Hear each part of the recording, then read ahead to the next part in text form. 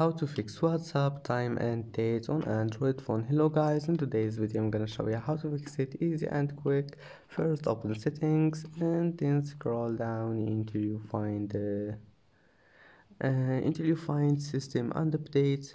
And now once you're here, now just you need to find this one here, date and time.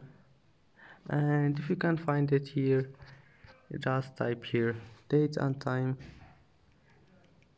date and time, then just click on it and here we'll find it. Set automatically enable it, this one here, enable it, and that's it.